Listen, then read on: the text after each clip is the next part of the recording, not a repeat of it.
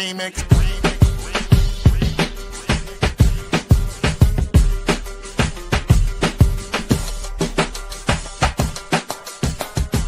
Remix. Remix. Remix.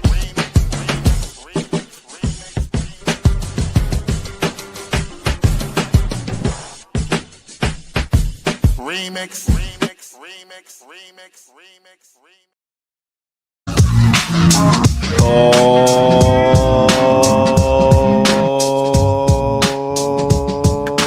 yeah. Welcome out. This is the Remix Morning Show. In case you didn't know, I go by the name of Ear Doctor Mike Rocker. 1 2 1 2, you know I gotcha. Hey, let's not forget my homegirl. Her name is Jack.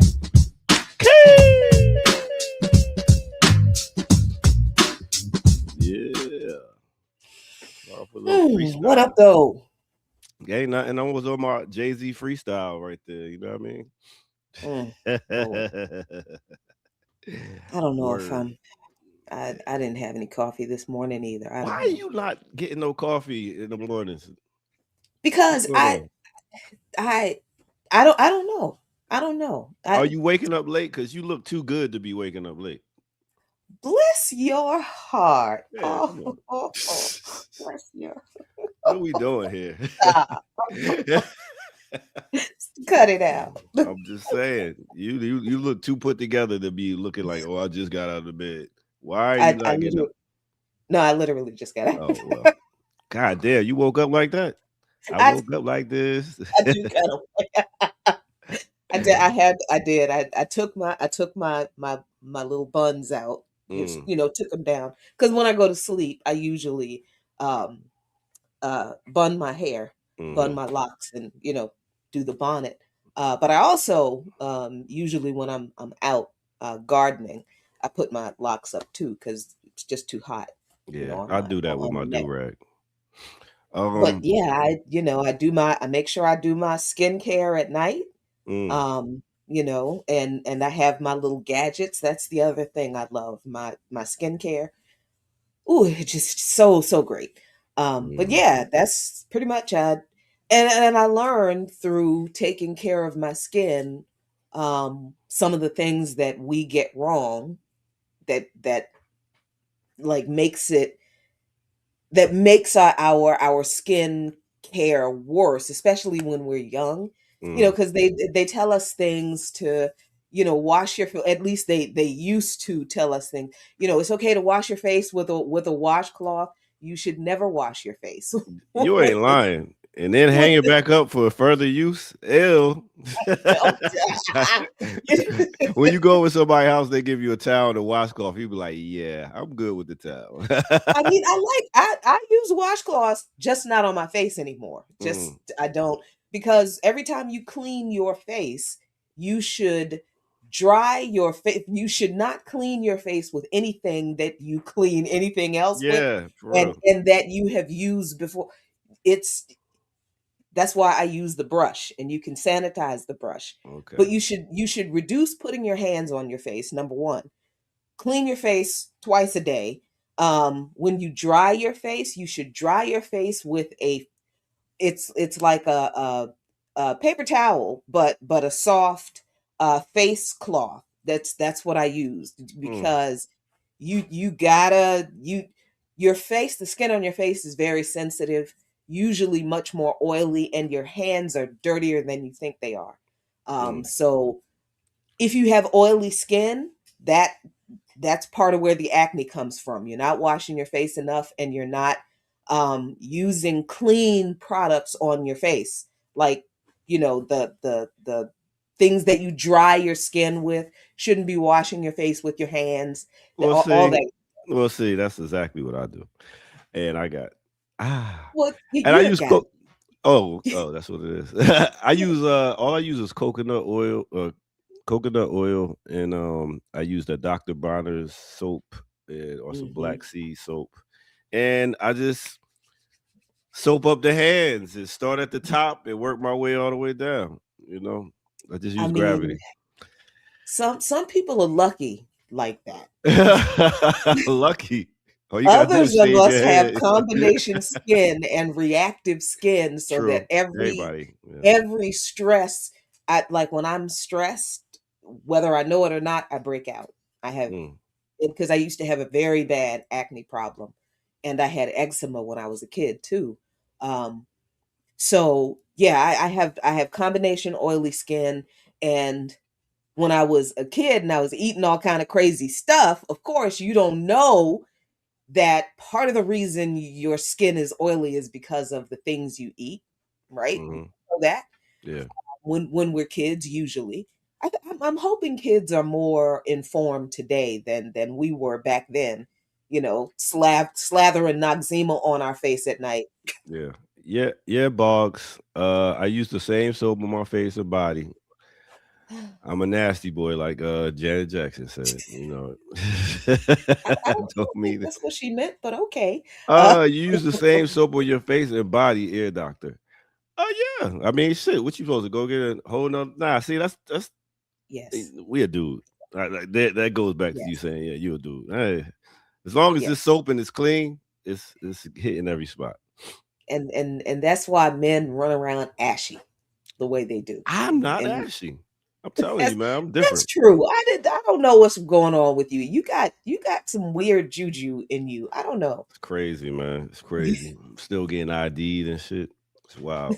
But you know, they say that the main killer of us as a people is stress. So one thing I don't. No, for real. They say, you know, people could eat this, that, and the third, but when it comes to stress, that's what takes us out the quickest. I mean, I think I'm not gonna argue with that because Donnie hell, V. I said Donnie V sending it $4.99. Peace Africans. It's my 25th birthday. Happy birthday, Donnie V. Happy birthday, Donnie V. What you know about 25? Time for you to throw away your face washcloth and and elevate your skincare experience to good adult male skincare. Yes. Don't be like Ear Doctor. Please, yeah. Don't look this good. Matter of fact, let me give these people a close up.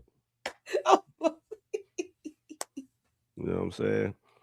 But yeah. I'm sorry, John Kemper. Okay, you're just dry. I'm sorry. Ashy is a harsh and judgmental word. You're right. I'm sorry. You know what? What was you doing at 25 though? You remember what was 25? I doing at 25? Yeah. I can't say that in public. Oh wow.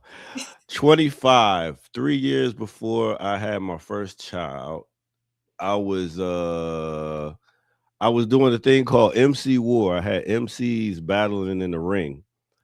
Going against each other. What? In a ring, like a boxing ring. Oh, really? Yeah, it was a thing called MC War. I was doing that right after I closed down a pizza shop and helping my boy manage this club. And then I started doing my own little thing. And it was pretty good. I did something with the NBA All-Star weekend. Paid good coin. Nike did. I'm sure they did. This is when 50 Cent drop in the club, Ludacris drop Move, bitch, get out the way. And they all performed that day. It was crazy. That was the era. Yeah, that was wild because you had a bunch of people speaking to Jay-Z. You had Jay-Z, you had Nelly, you had 50 Cent, Eminem. Well, I'm not an Eminem fan, but it was a bunch of big MCs at that time all battling for the top spot. So, but yeah, we was gonna talk about like we said on the I was gonna try to wait till our other hosts get here. I'm still seeing that she's gonna make it, but as you can see, niggas in Target, Jay-Z. What's going on with that is Jay-Z, let me read real quick. Jay-Z is partnering with Target to release an exclusive limited edition white vinyl of his 1996 debut album, Reasonable Doubt. Celebrating his 30th anniversary, the 2 LP set is priced at $40 and is available at Target. So people, you getting backlash because, you know, the boycott, Target's been facing customer boycott over scaling back a DEI. And then the backlash is while some of the collaborations that he's been doing, like with the NFL and with with Target now. We like, wait a minute, I thought we wasn't messing with them. But he's like, nah, we gonna get some money out of them. So is that the play? Is that the play? Is he just like, oh, let me get this money out of them? Like, but that's a selfish play. Like when you, especially when you already a billionaire, goddamn, you could be like, you could have been like, you know, I already know how my people is. I read the temperature of the room. He's not reading the temperature of the room. It's something. Cause I can't wait to hear this interview. What he gonna say about this shit? I mean, he is reading the temperature of the room. We're just not in that same room. That's all. We're not. He's reading the temperature of the rooms that he moves that's true. in. He is not anywhere in the rooms we are in. He doesn't care. He knows about the rooms we're in. He's seen them, but he's not in the same rooms, you know, because he ain't in the project no more. So, you know what happens in the project and what the people in the project do and say and need and believe and support. He don't care. He don't know. He don't care. I mean, but this is the role of celebrity. None of this is accidental. It's not. And it struck me when you know, we were talking about it yesterday, a little teeny bit. It struck me that everything that we have been saying about the celebrity class, particularly Black celebrities, and how they exist as a counter-revolutionary force. They are the buffer class between the masses and the ruling class. They literally protect the ruling class from the masses by distracting the masses with their shiny celebrity juju. Yeah. And that's all this that's entertainment though, right? Huh? That's entertainment though, right? I mean, distraction.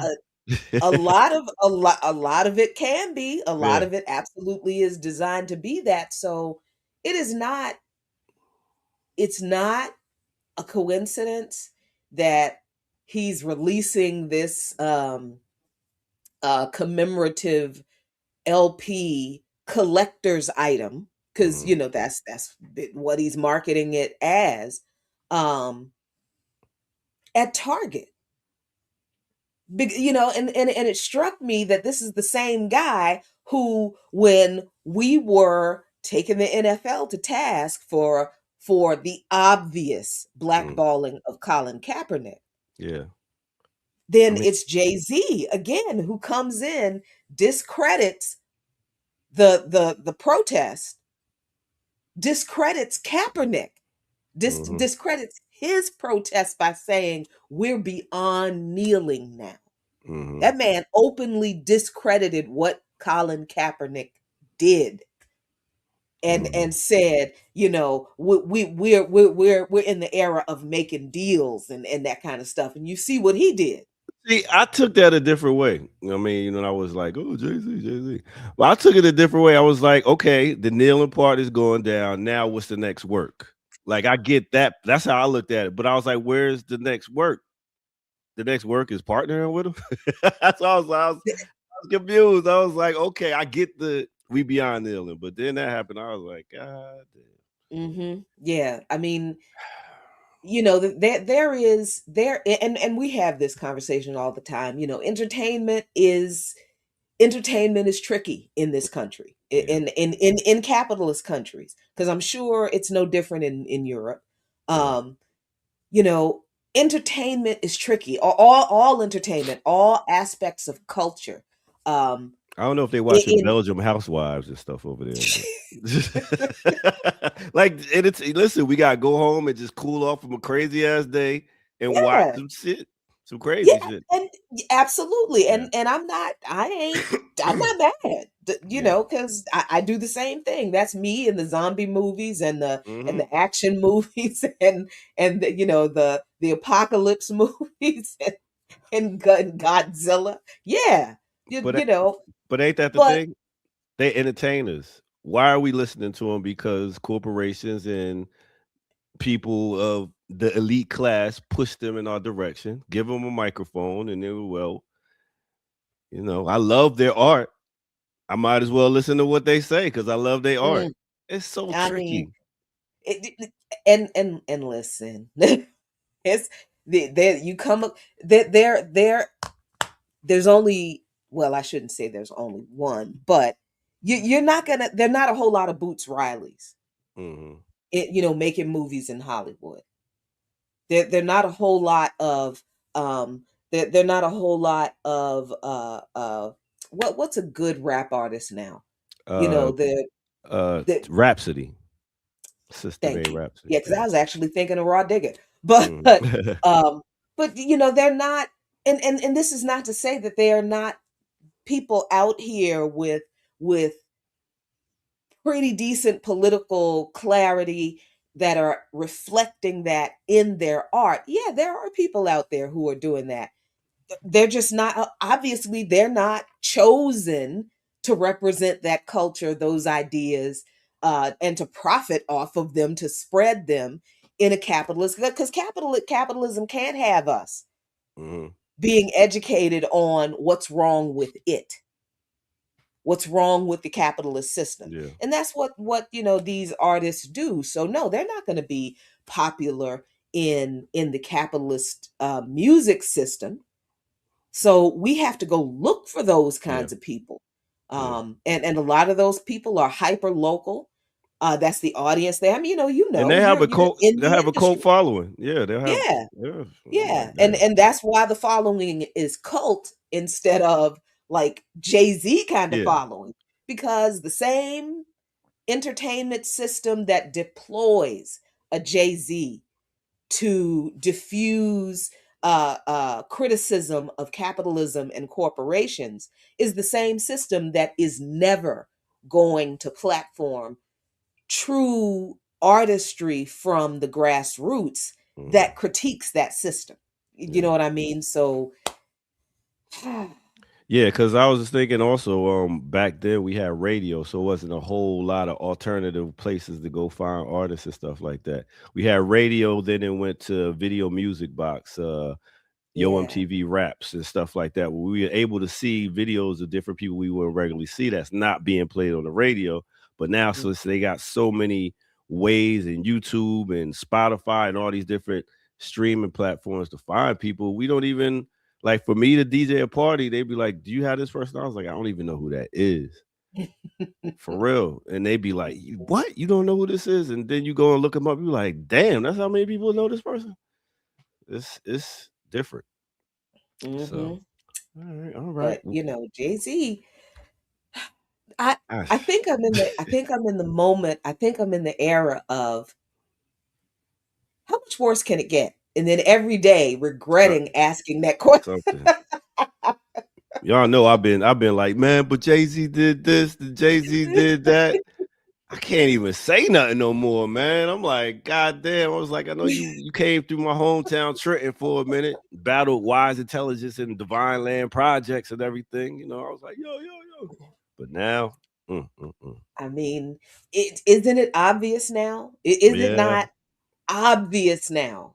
And that's what I was kind of thinking yesterday. Like, dang, I don't think we're gonna have to say too much else to people about this.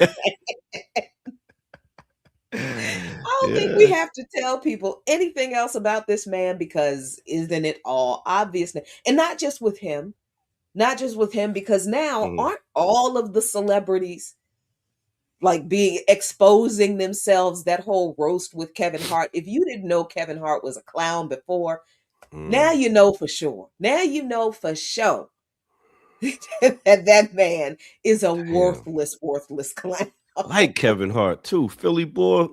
He's funny. I like his movies. I like the stand up. And then He funny? they just, Okay. yeah. Have you seen Husbands of Hollywood? That shit is No, hilarious.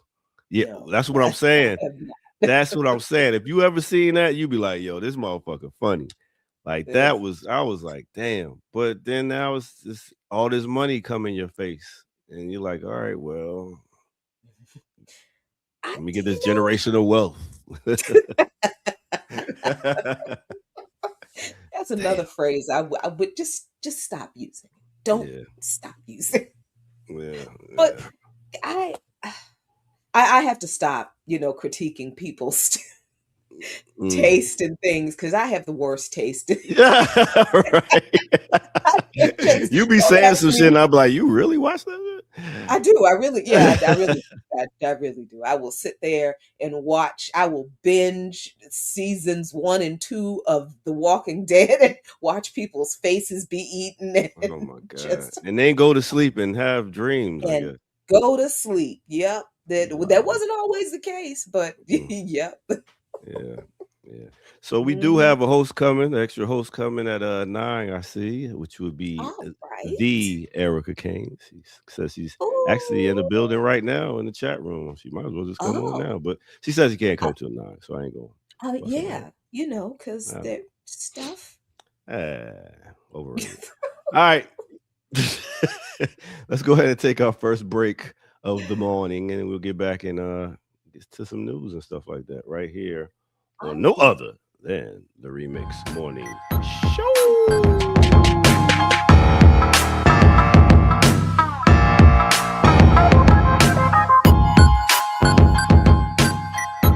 Remix on the remix.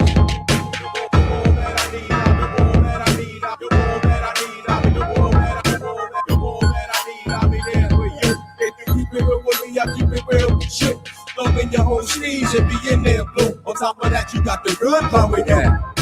Shorty, I'm here for you anytime you need me. For real, girl, it's me in your world. Believe me, nothing make a man feel better than a woman. Queen with the crown that be down for whatever. There are few things that forever. My lady, we can make war or make babies. Back when I was nothing, you made a brother feel like he was something.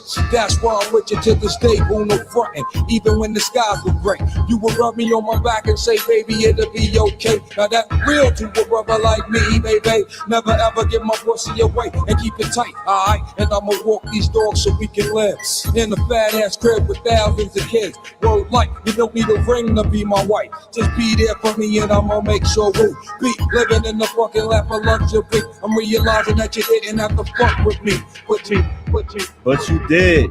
And now I'm going all out, kid, because I got mad love to give. To all my people listening to all the remixes, big up to y'all. Hit that like button, subscribe if you're new to the channel. Go to patreon.com, become a member over there, get footage that's read, and donate where? At blkliberationmedia.org, as you can see at the bottom of the screen. Get you something clean, you know what I mean? Something fresh, some merch. All right, with that said, let's get back to it right here on the Remix Morning Show.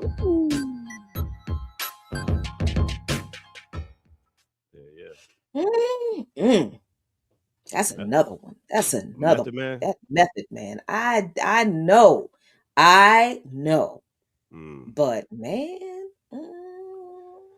it's funny that he came out on some grimy "Don't Look at Me a Certain Way," and now he's bulked up. He's ladies can't miss love you, over here. LL Cool cannot cool miss you. Method. I'm gonna be looking at you that kind of way for the rest of my and your life. I'm sorry, but he's doing this thing acting too. Well. What? Okay, so you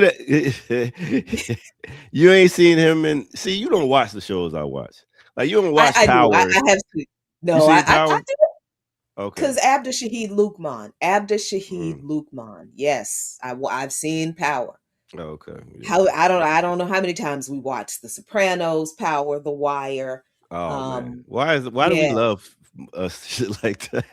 Is it our Jersey Soprano, Italiano mafioso connections? Because as he said to me, I'm a reformed grimy motherfucker. Me too. I used to look rough back in the day, bro. I'm from the streets. I'm from the streets, boo. I'm from the streets. But I'm a reformed grimy motherfucker, though. I'm like, what does that mean? But I think it's sexy. Yeah, I mean, you had to look a certain way to go outside. You couldn't be looking pretty there. Come and snatch your gear. I remember I was wearing a Kango back when I was young. And one dude came, and this was in Trenton. He was like, yo, you be God? You a 5%er? What you doing with that Kango on? I was like, what? I can't wear a Kango. We only 5%. So he tried to hurt me, but my brother was with me and he was like, nah, I'll be God, nigga. What? So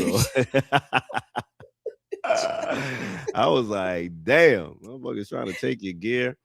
Yeah. Oh, I had the yes, locks, yes. the camouflage. It was a beautiful, beautiful era in the 90s. I loved it. It kind of was. It was fun. It was fun, but ooh, it was deeply problematic. And you know, you're a kid, so you don't know that the stuff you're watching is like, what is this? Oh, yeah, but you know, it's good old 90s. That's why we're all messed up. That's why we are so confused about things. And man, the 90s, the indoctrination. We should do a case study on the 90s. Like we've been talking about this for years. Yeah. Yeah. 90s was a different time where a lot of things changed around. We talk about Y2K. We talking about ownership of labels when it came to music. We talking about style and entrepreneurship. The end of the Reagan drug crack era.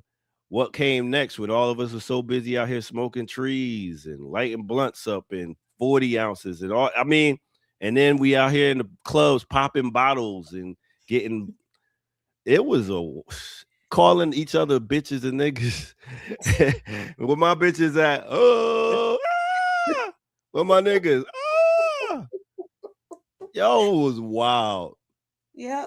And I didn't realize that I was a crotchety old lady at 30 when I'm in the club and I'm hearing people say, where my bitches at? And all the women are like, woo! And I'm standing there like, yeah. No, yeah. I will never call myself such a thing. This was before the new technology hit. Like, that's a real big turning point before we got these phones, before this internet.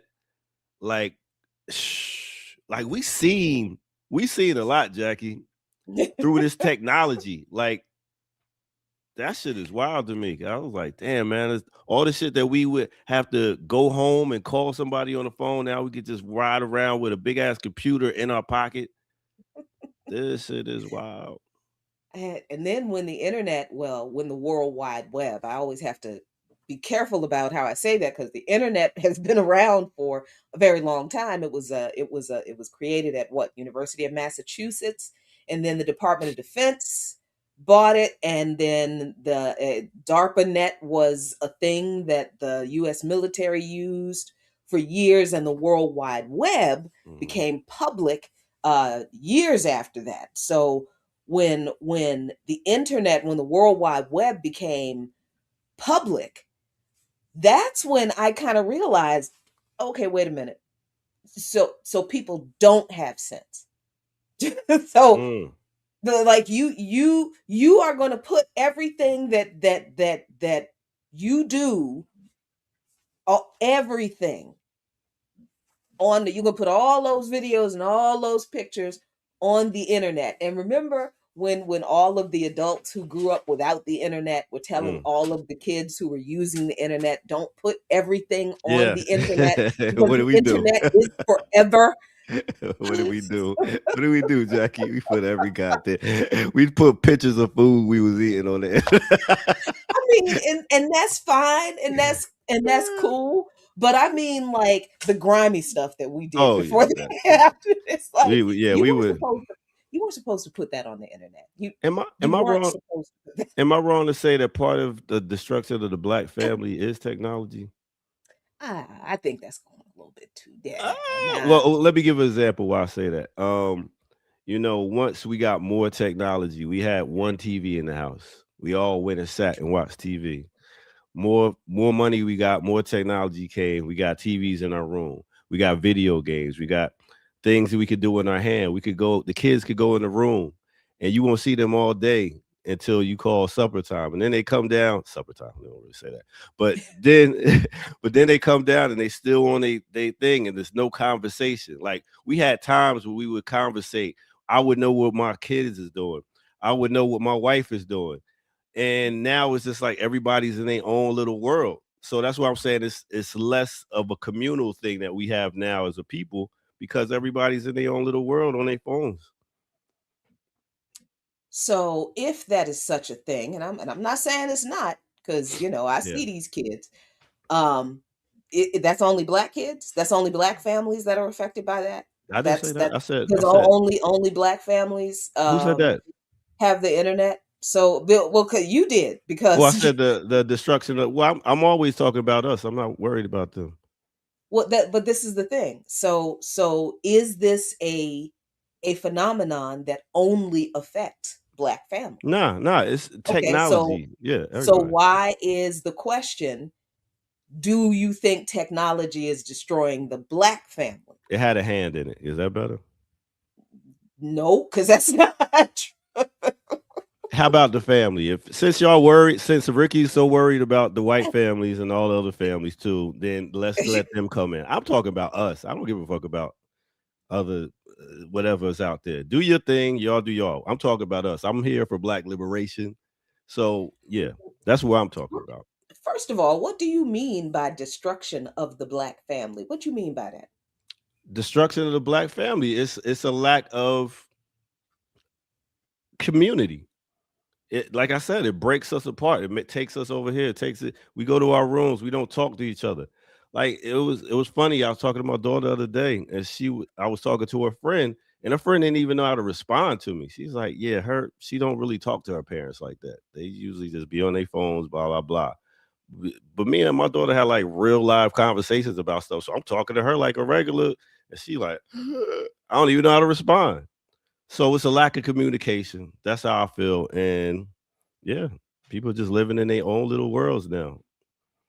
And that's not something that's unique to the Black family. That's not even something that's unique to this country. But we're tying it to technology. We're tying it to the advancement of technology. I don't think it's as much as the advancement of technology all by itself. As the society that the technology is developed and advanced in.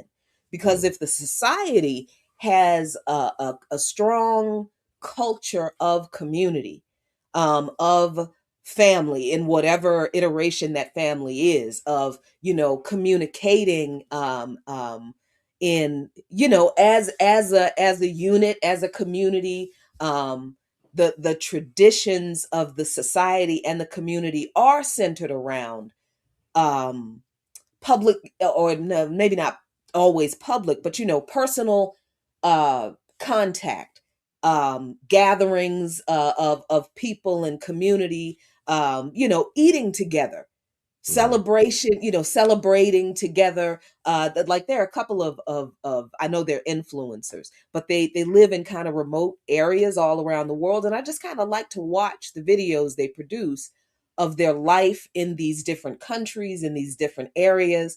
And the interesting thing is, even in these remote areas in like China, some countries in Africa, there's one there are a couple of videos I like to watch every once in a while from folks in Australia. There are intentional community, in-person, physical events that everybody in the community participates in. And it's not like once or twice a year. People celebrate birthdays, people celebrate traditional spiritual holidays. They commemorate their histories, and it's all communal. They come together, they share a meal. Some cultures cook the meal together, but they're frequently getting together, celebrating something with food, talking, communicating with each other. And they have just as much technology, and as a matter of fact, probably the people in the rural areas have to rely on technology probably more than folks in the urban areas do, because they are isolated from or at least more inconvenient from inconveniently distanced from the major hubs and stuff. So these are folks who have kids in their communities who are on those same devices, right? Those kids are in their devices, and they, go in their room and off in a corner looking at the same TikTok videos that our kids are. but I think their culture is rooted in, and they still maintain those cultural practices of physical and proximal closeness, community cohesion, and communication. And that makes it a lot more difficult for young people to get, sucked down into the rabbit hole of the internet, and being kind of guided, their whole lives being consumed, I guess, by these devices. I will say this, a lot of culture we learn from watching TV. A lot of things we've seen, and now you have, let's say, a rural place like Utah or something like that, where they have a Mormon culture. They learn how to be cool and everything, and work with each other.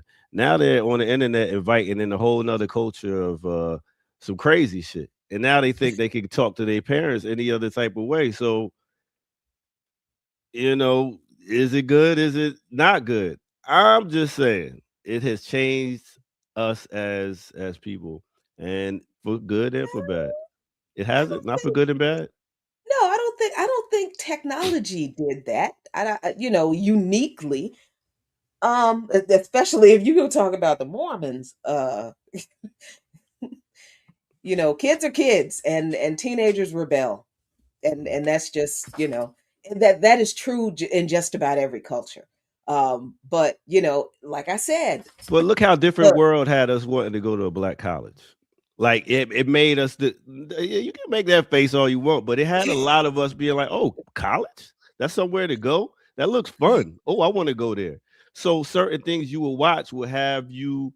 It would take you a certain direction, and now what's the direction now? Like we ain't even got a good black show on TV right now that we can all watch that got murder and stuff in it.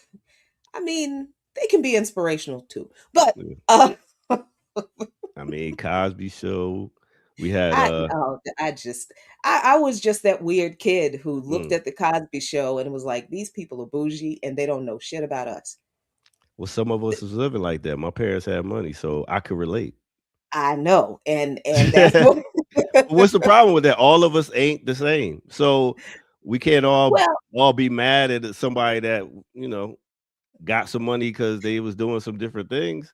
Some of us can relate, and then the morals on those shows. That was the main thing I'm talking about. The ethics and morals on those shows. This is what got us like, oh, okay. Lord, that was the problem with the Cosby Show. Really? That really was. Yeah, that really was the problem, because the bouginess absolutely was conveyed in some of those morals. It was very much. They were very much. Y'all are better than those other kids.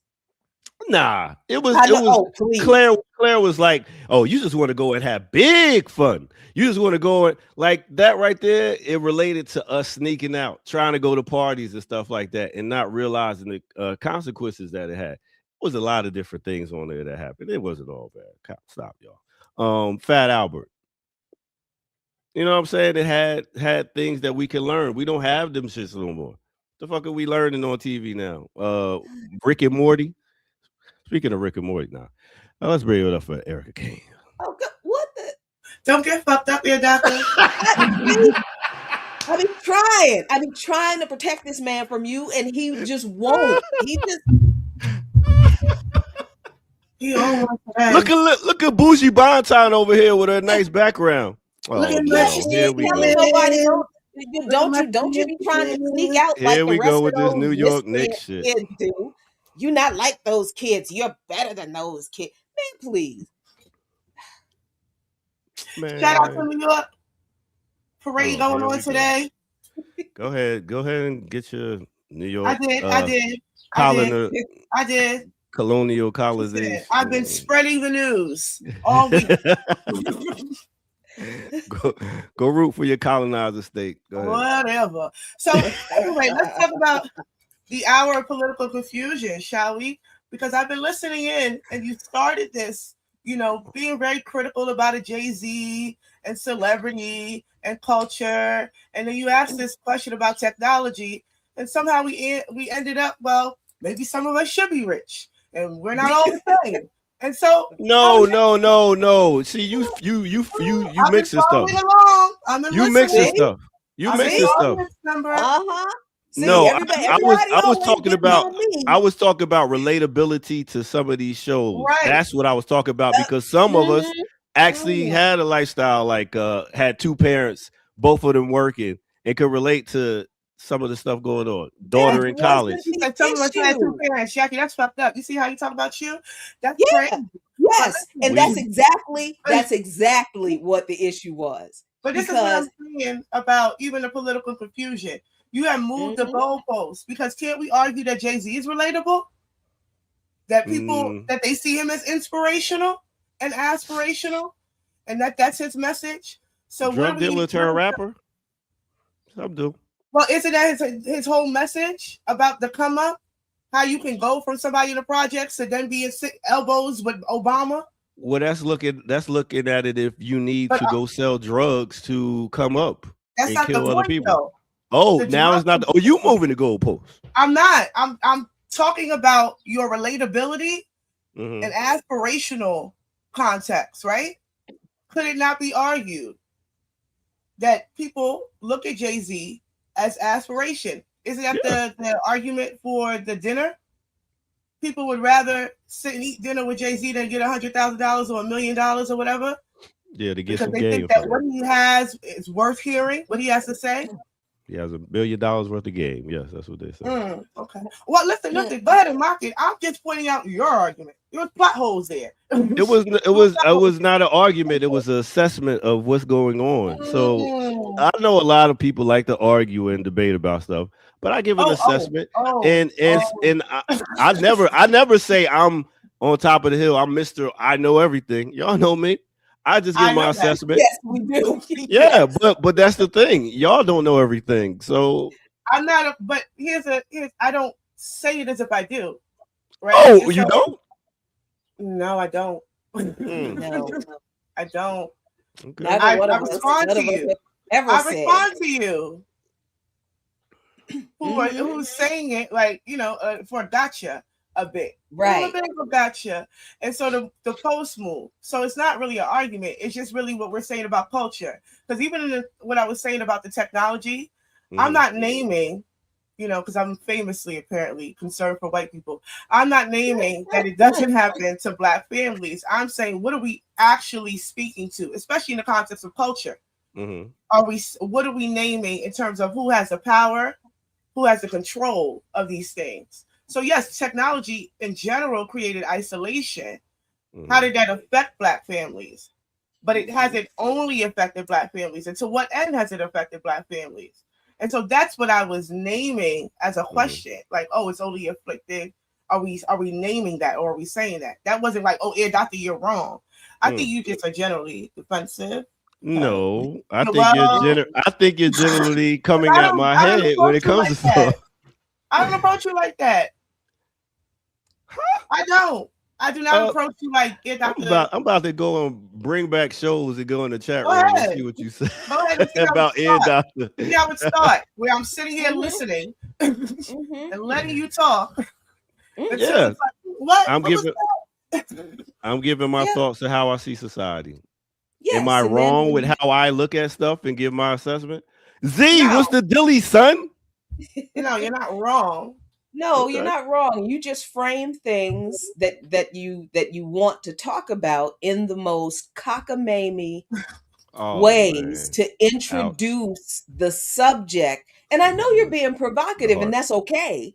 Yeah, but then what happens is when we respond to the cockamamie introduction and tell you, okay, that doesn't make any sense, but I see what you're trying to say, but what you just said, that's not, come on now, that's too far.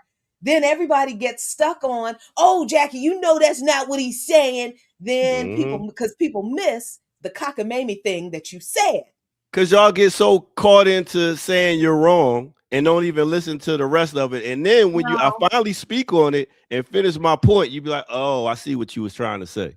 That's what No, happens. No, You no, just that's not said what it. happens. You just That's said not it. what happens. No, you start with a cockamamie thing. We tell you that the cockamamie thing is cockamamie, and we tell you why, and then you straighten it up and you turn it into something else. I feel attacked. oh, look. And then we're like, okay, that makes a little bit more sense, but you're still a little bit off the mark with this part. And then we go back and forth over that little part. Mm-hmm. And then people are like, well, no, Then I see what he's saying, because they just want you to stop talking. that's some bull. They understand. People on a higher level of knowledge and understanding. You know what I mean? Peace to the gods and earth. And then you straighten it That's up a the master day. last time, and then you say exactly what you should have said the first time when you said those two cockamamie things, or the first cockamamie thing, and then the half decent thing and the half cockamamie thing, and then you do this thing that you're doing right now. We know you, ear doctor. Well, We let me know do it. you. Let me You're right. do We this. do know you.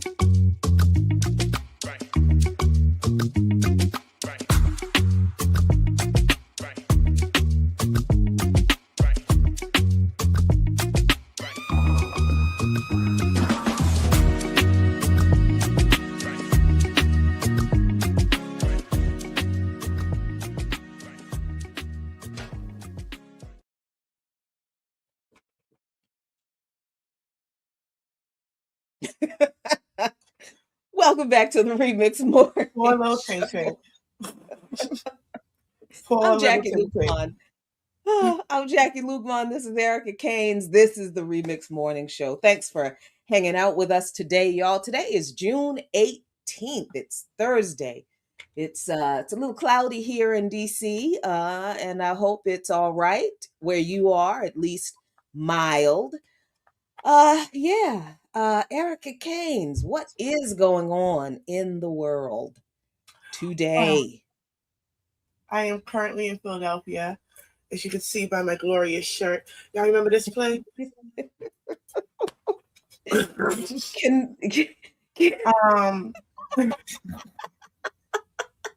out to Mitchell Robinson. Why?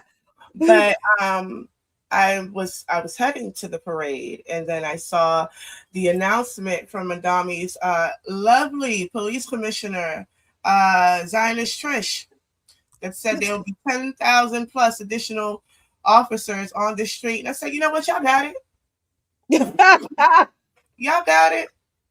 You're not going to the parade. I'm not going to the NYPD circus. No, thank you, no, ma'am. 10,000 additional cops. Yeah. Oh, and this is additional.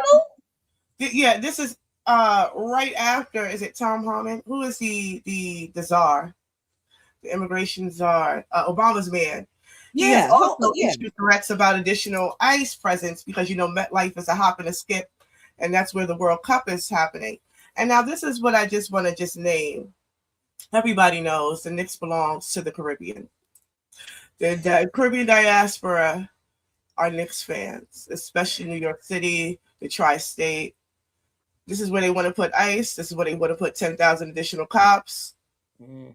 So they are creating a situation here. And we can see that evident too with what's happening 15 minutes away from MetLife is Delaney Hall. Right.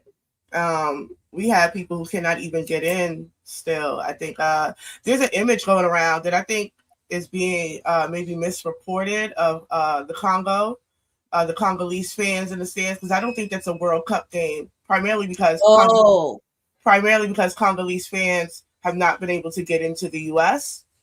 Oh, that. But it's with the man that they call Lumumba. He dresses up in the suit. He waves the flag, right? But they can't come in, and so so he did not. The situation where I'm like, you know what? I'll just keep it right here in Philly for now. Terrorize the 76ers fans.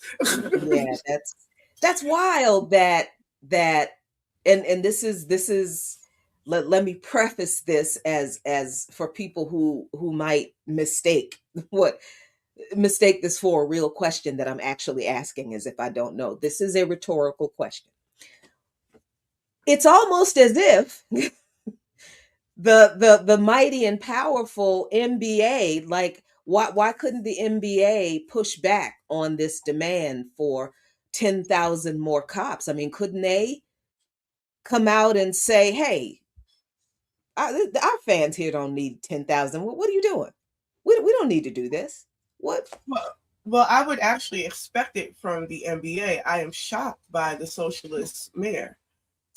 Mm. Mm. So we could talk about contradictions because I don't know that, especially in terms of sports washing. He has been riding this wave of the Knicks championship and also the World Cup.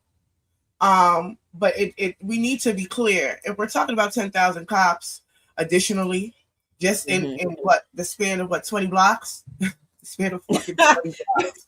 Jesus Christ! Wait a minute. 10,000 cops in a 20-block area. Yeah. Well, in New York City blocks, but where are they? They're going from Fulton to what, City Hall? So yeah, they ain't going that damn far. No. They ain't going that damn far. But yes, additional 10,000. It just leaves the question of who are the games for, right?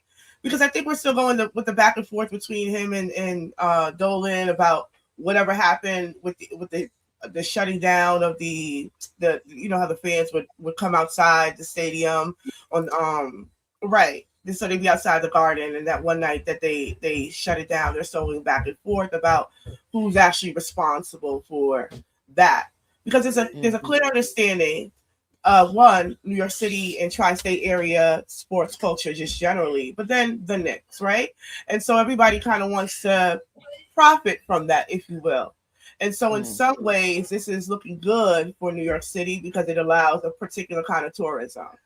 And so it also goes along with a particular kind of New York that they want to create. And so then the question becomes more than who are the games for? Who the hell is New York City for? Because a lot of the policies and things that are being pushed and enacted is to create a sort of liberal bourgeoisie aspect. That needs to be the face of what New York City looks like. So New York City is not a working class city, right? Not through entertainment, right? Because you can't even enjoy a game, but also not through housing, not just everyday living. Really, it's not for the working class currently. And so even as we talk about these sort of progressive policies, those progressive policies, even if we're talking about this sort of attack of the ruling class, if you will, they still are creating or would like to create a liberal bourgeoisie class that represents not just New York City, but every goddamn city, every major city. And so we're looking at this sort of development as processes of underdevelopment because people are being displaced. People are being run out because they can no longer afford it. And we're seeing that with the types of tourism that's being invited, not only through this championship win, but the World Cup that's just a hop and a skip on a PATH train away. And so these are the existing dynamics that are happening as we talk about sports and sporting, because it's always beyond that. The setting up of the games, the overt surveillance that happens, the overt occupation that comes along with it. And this is for the people. These are the people's games. The fans are the games. Fans can accessibly or equally participate in it. They can't afford to sit there and watch it, whether in the Garden or at MetLife. Right? And so it just becomes this it's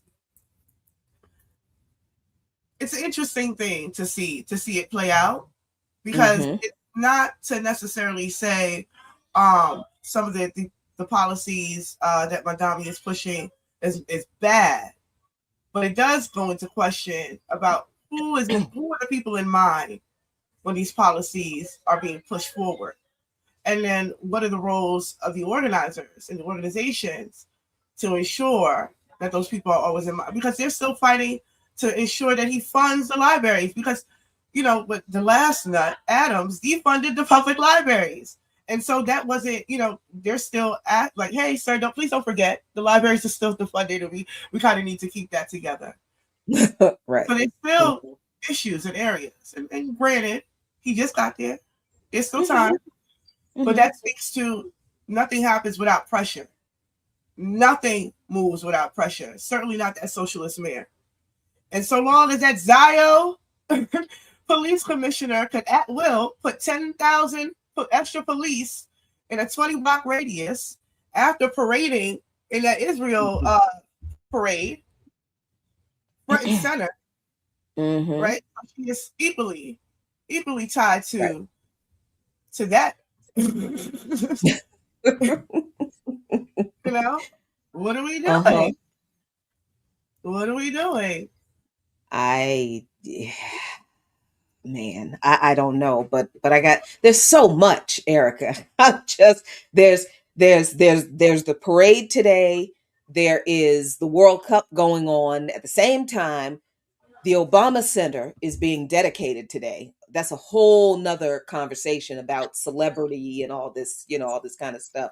But also, I guess the biggest news is the United States and Iran.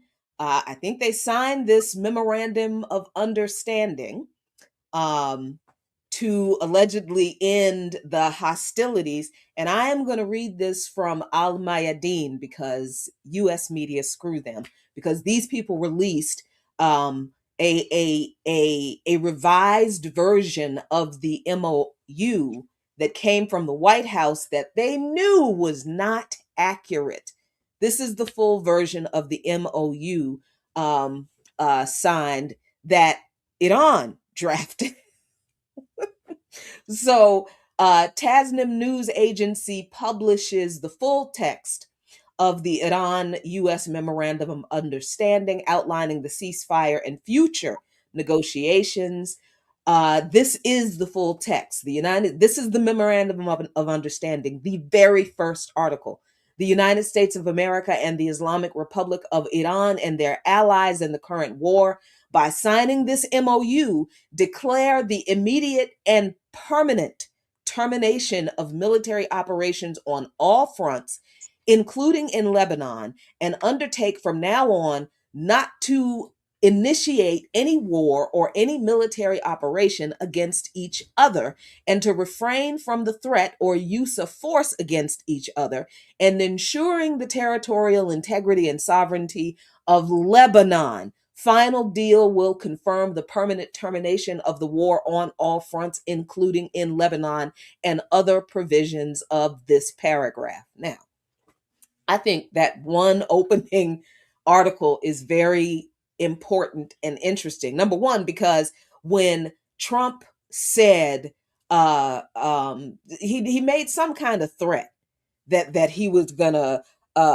drop a bomb on Iran again the other day, that was an immediate violation of this very first article of the. So immediately Iran was like, "Oh, see, here we go. This is why."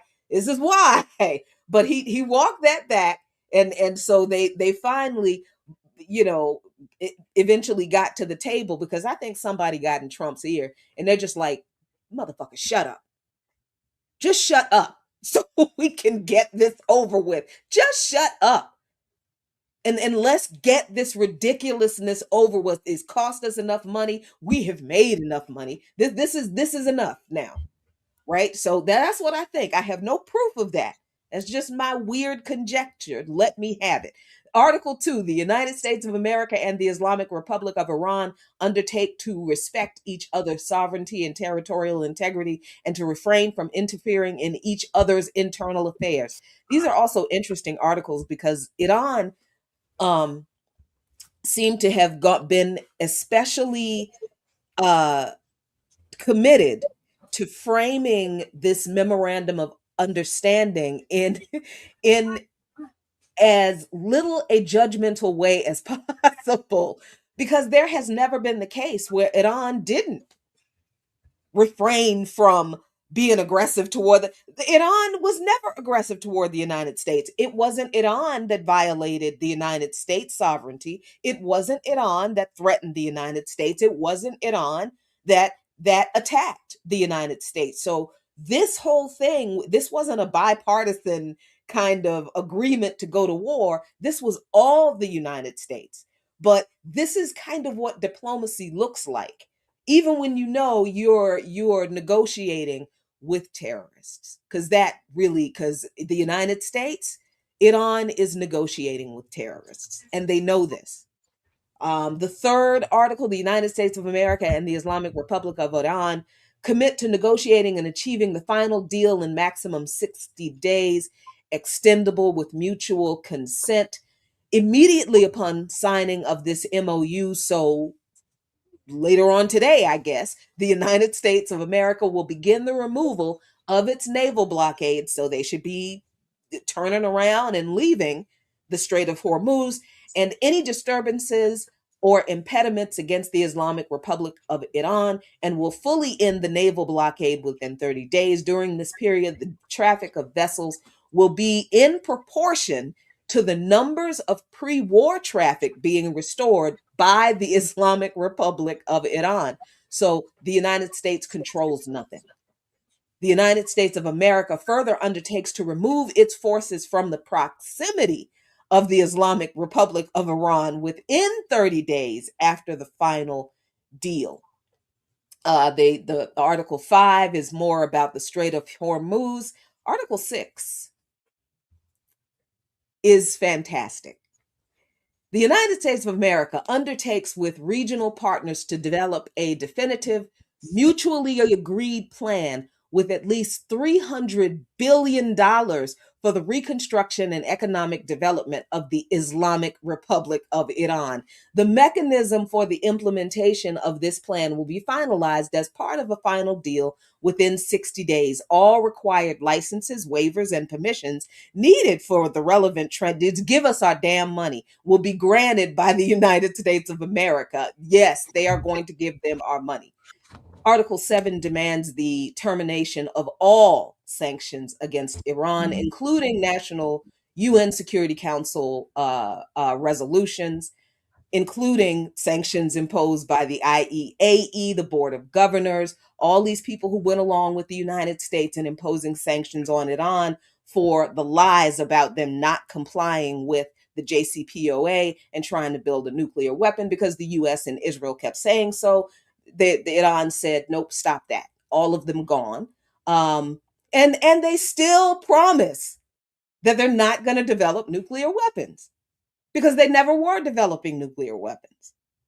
So let's see. There is, they demand the U.S. Department of Treasury to issue waivers for the export of Iranian oil, petroleum products, and they demand that the U.S. unfreeze the stolen assets of the Islamic Republic of Iran. Whew. So I'm going to drop this link in the chat for y'all so you can read this for yourself. A lot can be said about, but the only thing I think, the overarching understanding with this MOU, whether it holds or not, I don't think it will, but that's me. The US lost this war. Iran kicked the US and Europe's and Britain's and the capital. Iran won.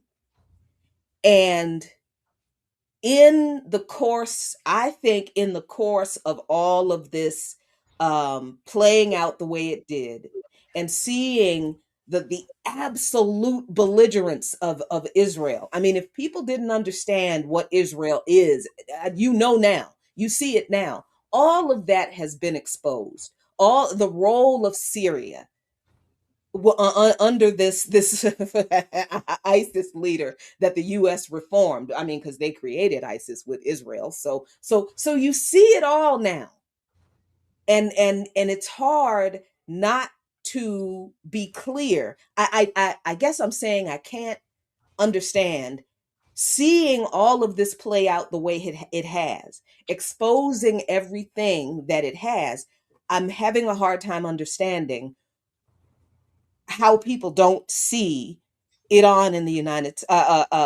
Israel and the United States for what they really are. But that's just me. Well, what are your thoughts, Erica? But I don't know that they don't see them for who they are. I think they're okay with who they are. I think it's even to the point, the question of sports washing or the earlier conversation, there has been ways, like even in the 90s, right, when you all talked about it, the depiction of Iran or just the Persian and Arab world, just generally, thank you. What else is on the screen? All right, thank you. Hey. She was back there whining. She wanted a moment. Get some curry goats. You get off the screen. You leave my Elsa alone. She's calling you, doctor. You missed her. But the depiction of Iran, right? I think it all plays into this. Mm-hmm. Right now, currently MSN, MS Now, excuse me, because NBC sold it. They are still arguing about because one, the draft or whatever Trump showed was only a portion, and whatever he spoke about was only a portion. Hold on one second. Sorry. Hey, why did the live stream? No. We're all by facts.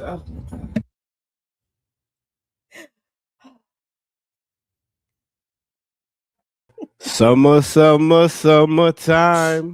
I know, like you're like, can I find a school? It's not even that. It's him saying he wants to be on the live stream for his fans, and so that's really what. Hey. Oh, he got fans.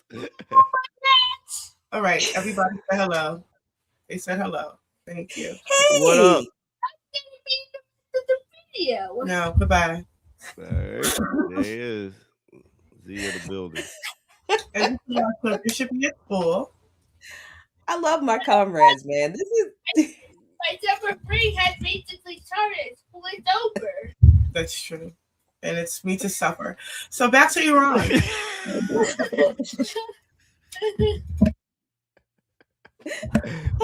We need to take a quick break, or we go get back there. Yeah, and I can come back and talk about Iran. That's what we'll do. We'll take a quick break, and we're gonna come back and talk about Iran. All right, right here on no other than the Remix Morning Show.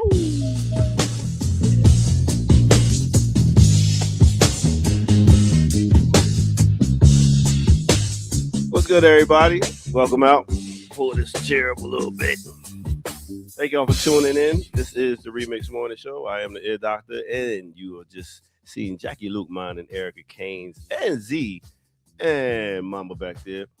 It's a family show. You know what I'm saying? And what we got going on today, after this show at 11, I'll be doing a old school mix. Now, I picked this cover right here because of the sister that's on it. Let me tell you a little bit about Opal Lee. Opal Lee is a retired teacher, counselor, activist, and the movement to make Juneteenth a federally recognized holiday. She's looked at as the grandmother of Juneteenth. 2021, Joe Biden signed the Senate bill to make Juneteenth a federal holiday. Now, a lot of people are like, why Juneteenth? What was so significant about this date? Now, what happened is back in June 1939, her parents bought a house in a mostly white area of Texas. And what happened is the white people, rioters, vandalized and burned down their home. And Lee was 12 years old at the time. And she said that this happened on the 19th of June. So in remembrance of that day when they did that, that is why it is on the 19th of June, Juneteenth. What happened is with her, she also got with a bunch of different organizations, went from state to state to get this Juneteenth recognized, and finally she got it recognized. She worked with a bunch of organizations and got it done. And I just wanted to give some shout out for a lot of people who didn't know that Juneteenth, why they picked that date. And that is why. She was named in 2021 Texan of the Year for activism on behalf of Black Texans. She was also included in the 2021 book Unsung Heroes for Operating a Food Bank, Farm, and Community Garden through the COVID-19 pandemic. In 2024, she was awarded the Presidential Medal of Freedom by Joe Biden. So, listen, you can never be too old to organize, to be an activist, to get things done. So I wanted to give it up to no other than Opal Lee. And with that said, come back for Old School Mix at 11 o'clock. All right, let's get back to our crew. Now we do.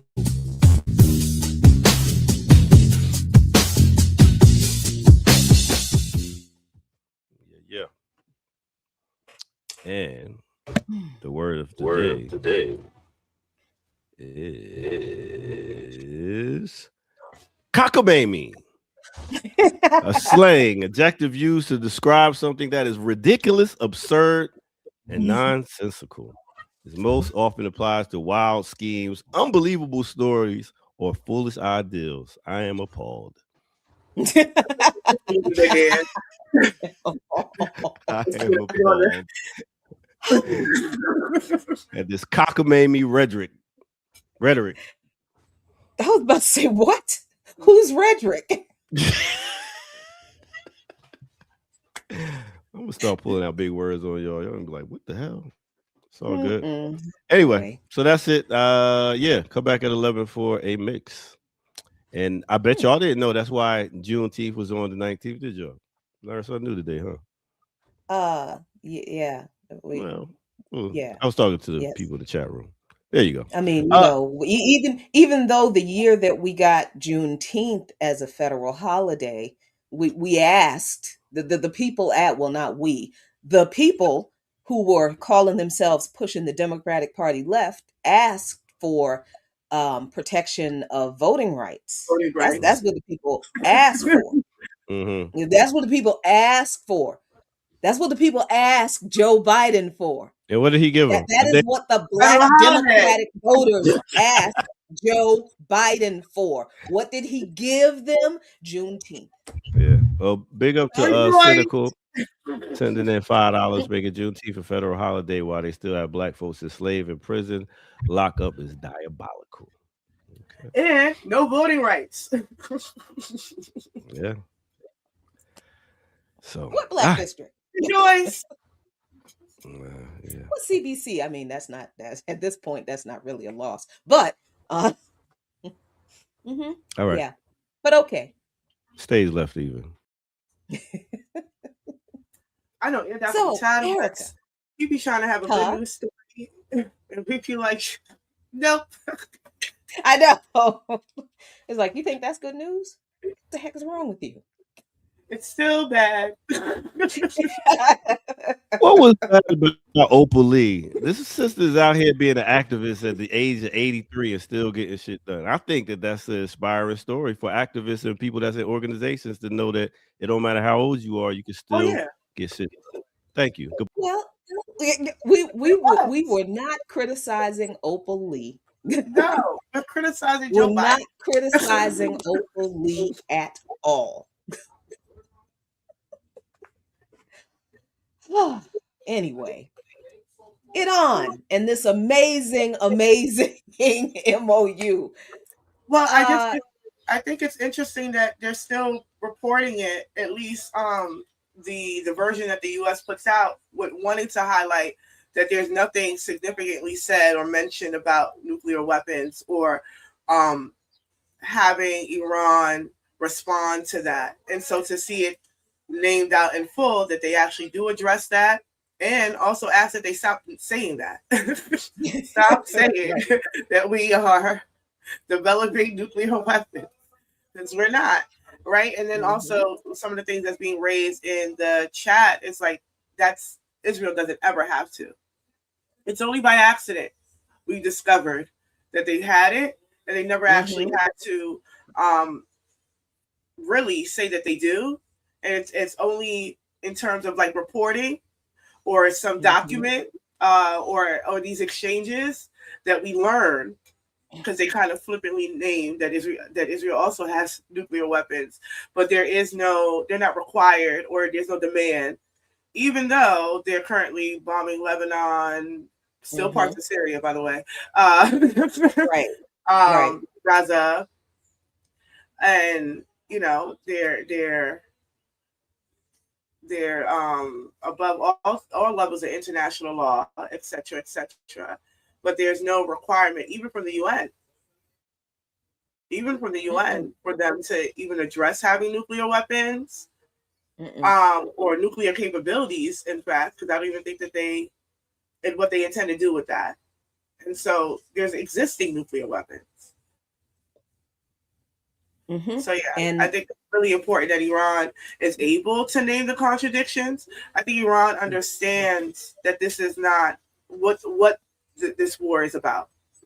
And so I think when people look at these kind of acts of diplomacy, even with Cuba too, and some of the changes, their first thought is that, they're weakening, they're getting weak, or that it's somehow the U.S. is now stronger.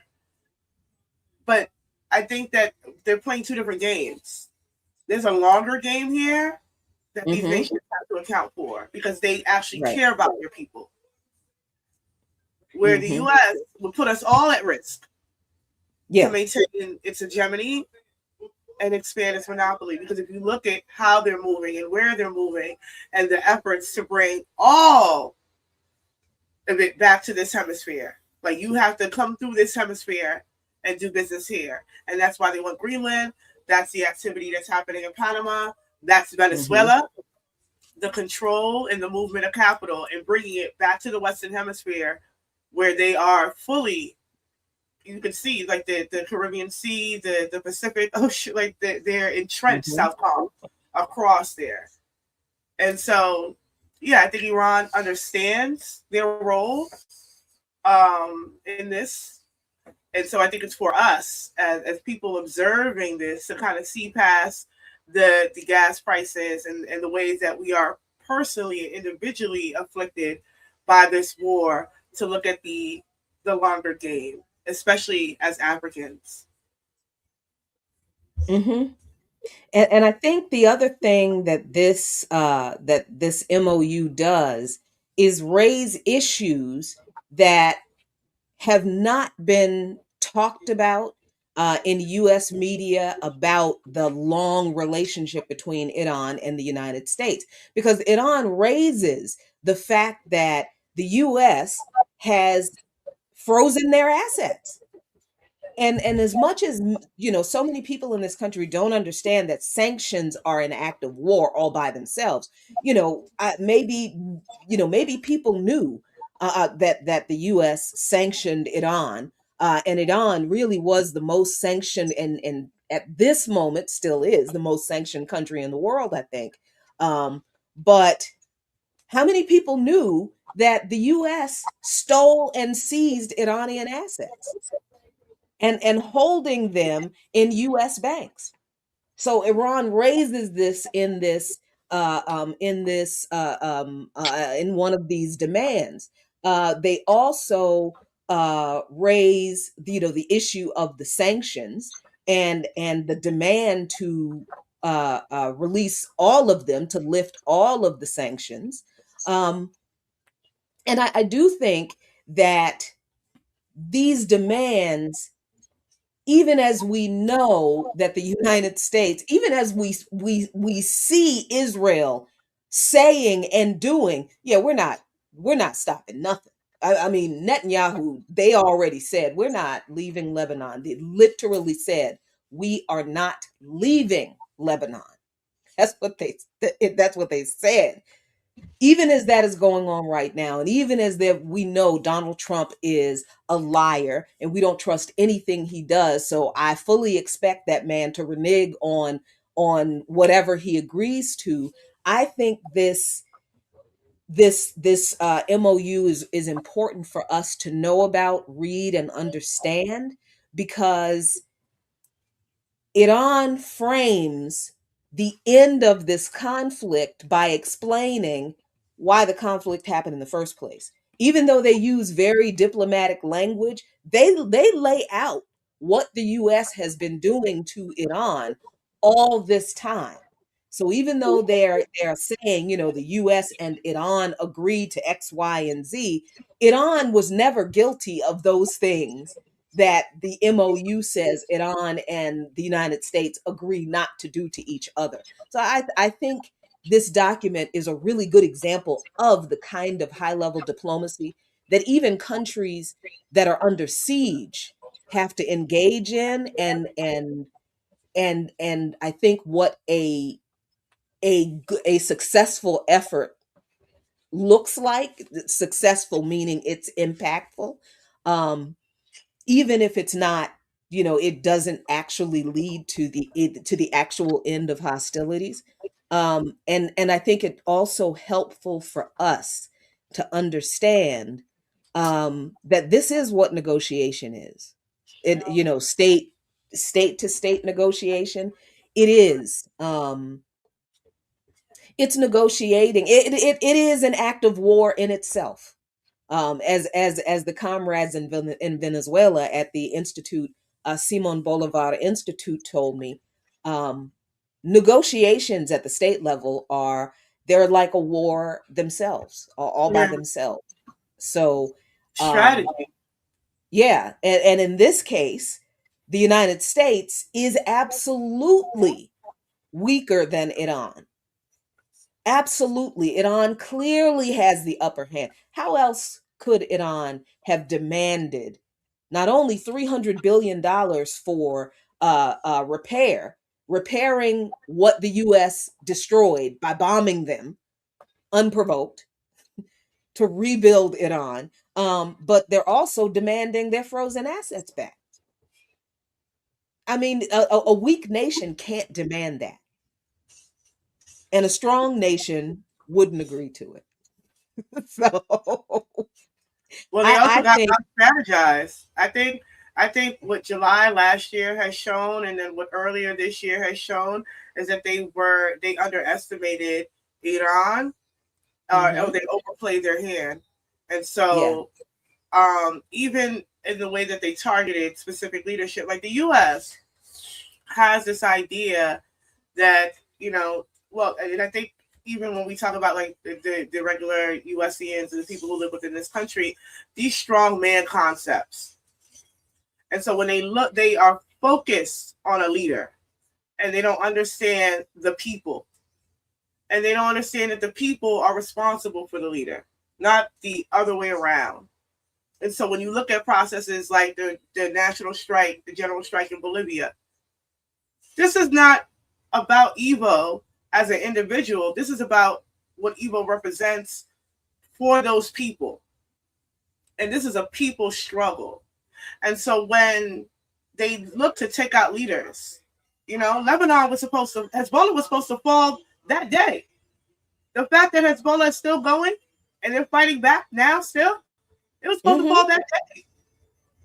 Syria collapsed, right? And that was supposed to be the fate of all of them. One by one, we just get the leaders. But they do not understand the power of the people, a revolutionary mindset, and what it took. It took the people to create a revolution. And they're not going to let that go because you took out one person. And so that's just, we see that play out in Iran, where they really totally underestimated that. Also, Iran's propaganda game, top tier. Oh, top tier. Gosh. Just unmatched. Because even outside of the videos and the music, this is a part of that. Because who was this for? Why did they release it? Who was supposed to read this? Right. Who was supposed to read this? So they understood that there's people who do not understand what's happening, have no context, have no historical context to this. They do think it just started at the top of this year. They do think that we are holding the Strait of Hormuz captive. And they don't understand what's going on. Let's lay it out point by point. That's what that is. So if you didn't catch it in the lyrics of the music videos or the Lego videos, you can read it right here. You can read it all. Yep. That's propaganda game, and that's the kind of the counter propaganda we talk about. because the U.S. has its own. It has the U.S. media who is still trying to convince you that Iran secretly still has plans to develop nuclear weapons. And that was the reason, the alleged reason that Trump, because they're trying to hold Trump to that. Well, you all said that you were all going to stop the nuclear weapons, and I haven't heard anything about nuclear weapons since then. That's the argument that MS Now is making and CNN is making, because they want to call Trump out on being inconsistent or this rapid fire approach to war. Attacking him from the right. Right. Right. You said you were going to do this, and that's not what's happening, and we're still in the war, and the gas prices are still up, and we still don't know anything about these nuclear weapons. And Iran said, well, here, there's never been no nuclear weapons. Y'all know ain't never been no nuclear weapons. We're still right here saying we will not create any nuclear weapons, even though they have every right to.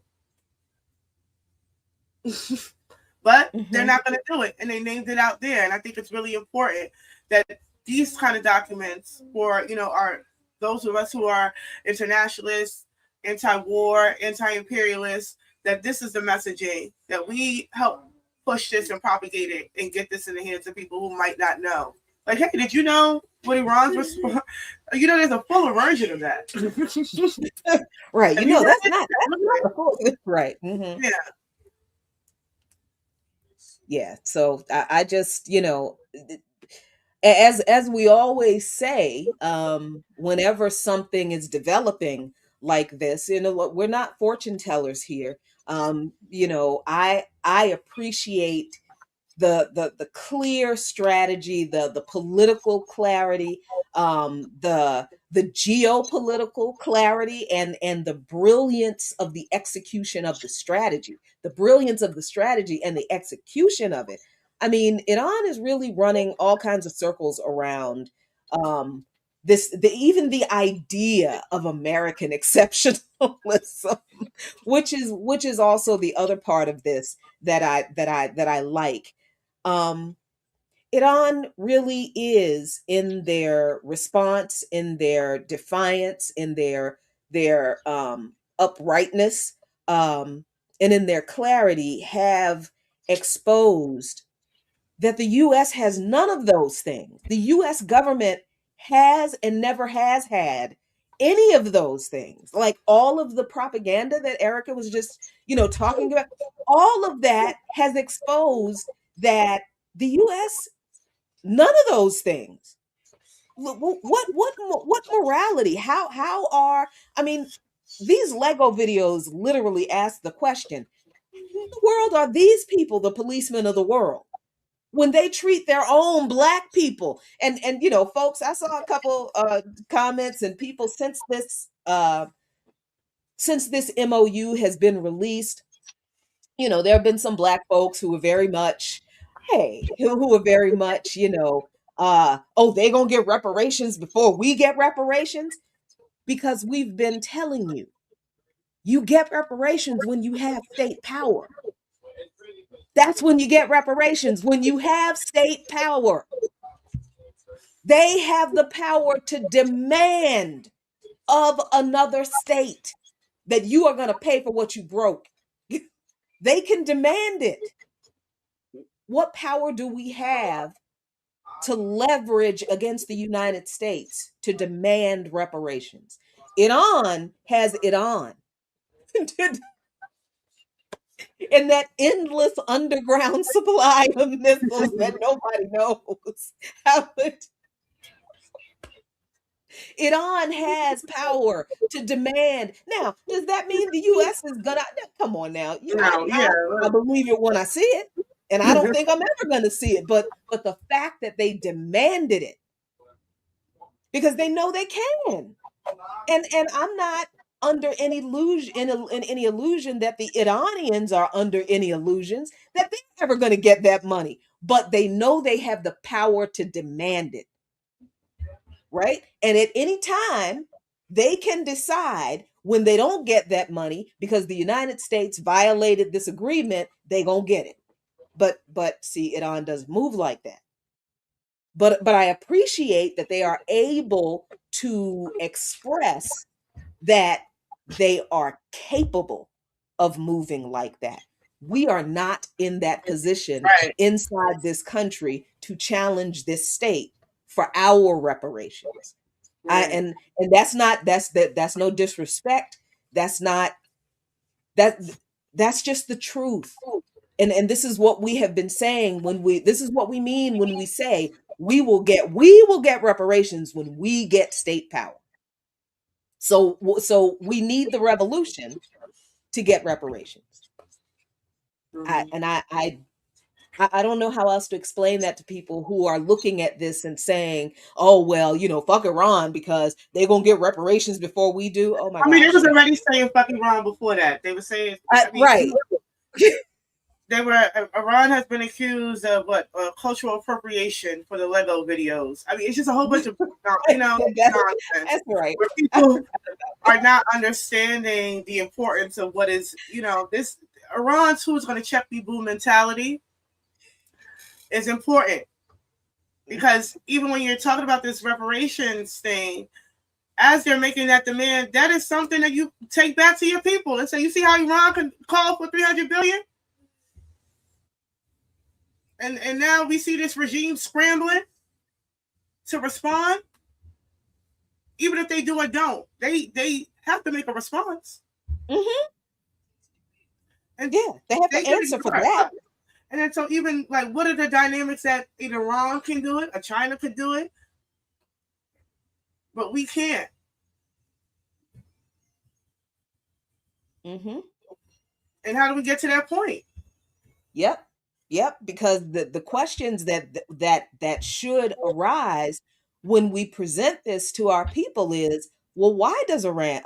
Why is Iran able to do that? How did they get to the point? People really should be asking themselves, how the hell did Iran pull this off? And because I think if people are asking that, they will get a lot more answers about what really happened and what this place really is. But people aren't even asking that because, again, like I do have to keep remembering this myself. And I don't know why. I think it's this weird, I have this, people really do try kind of. I still kind of think this way about, I think people really do try. And yeah, some people really don't try to do anything. It's just, wake up, I exist, I'm going to do what they tell me to do and follow these orders and try to find a little whatever and get up and do it again tomorrow and hope that everything goes okay. But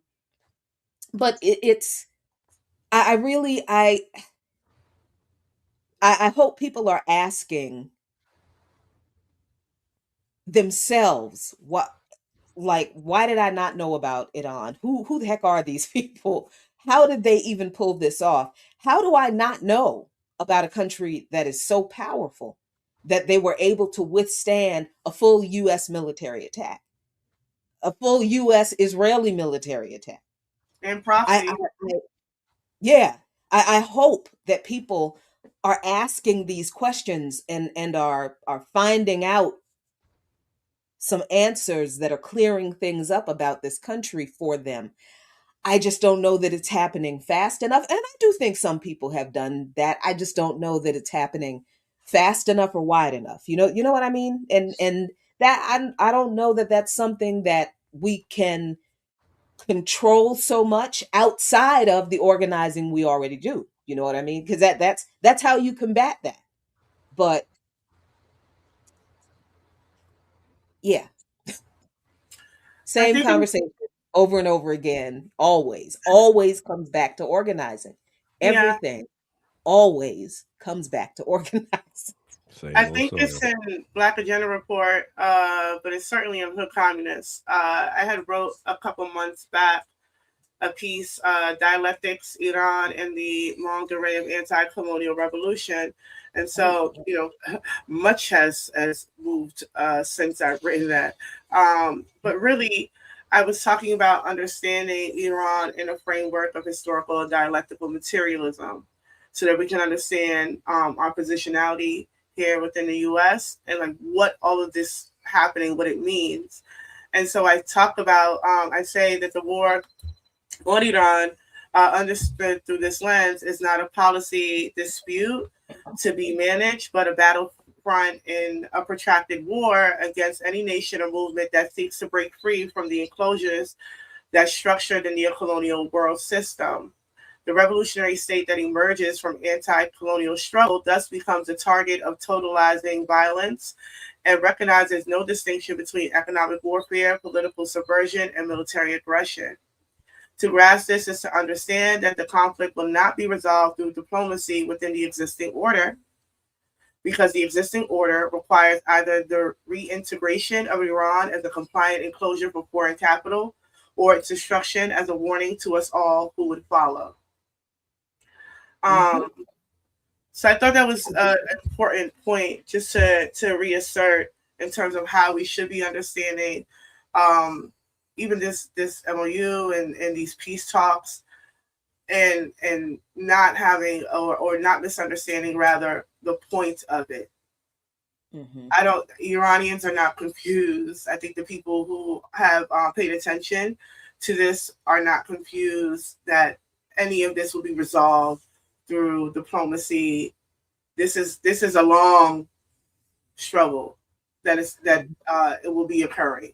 This is not something that's going to end tomorrow, even the end of the year, possibly, because things have significantly changed the geopolitical terrain from the instance that it's from the time those schoolgirls were murdered. It has shifted the geopolitical terrain completely. I mean, what even is Qatar? Does it have a Kuwait? Do we still have a Kuwait? Has anybody checked on Kuwait? Okay, so it heard from this. Changed the landscape. Yeah, I mean, are you serious? Dead or alive? We don't know. We don't know the status of Kuwait. But you see that the UAE has shifted, and that has also shifted its ability to be as impactful in Sudan. But then that raises some questions about what the hell Ethiopia is doing. But yeah, this has changed, and so how we understand or how we understood things before, we got to hurry up and understand it differently now, and really begin to apply into what does this mean for us, because I am fully aware that this is a Black liberation media, and I'm also always thinking about Black people first, which is why we have to stop treating Black people as if we live in a vacuum, because all of this shit is happening around us, and it all has implications for us. Because all of these tech companies that we love so much over here, all of our tech heroes, the Amazons, the Oracles, the Palantirs, all of these corporations that we have held up, the Northrop Grummans, the Raytheons, these corporations are colluding with all of the capitalists in all of the countries around the world to surveil and control and police and imprison everyone who opposes them, not just Black people. We indigenous people, and obviously Palestinians, are the testing grounds for all of this new surveillance military technology. They tested the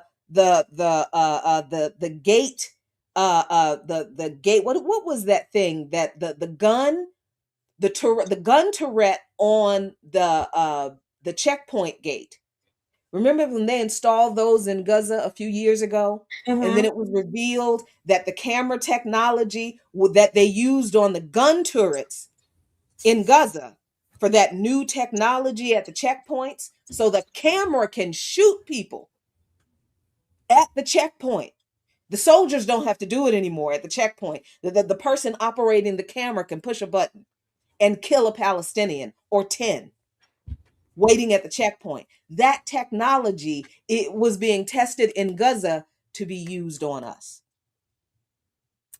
And by us, I do mean working class and poor, Black, and other marginalized communities in this country. So goodness gracious, the suffering, the repression, the exploitation, the over-policing, the militarization, the extrajudicial killing of Africans in this country is not disconnected from the exact same things happening to other people in this country and around the world. It's the same system, the same people doing the same things, two different groups of people for the same reason.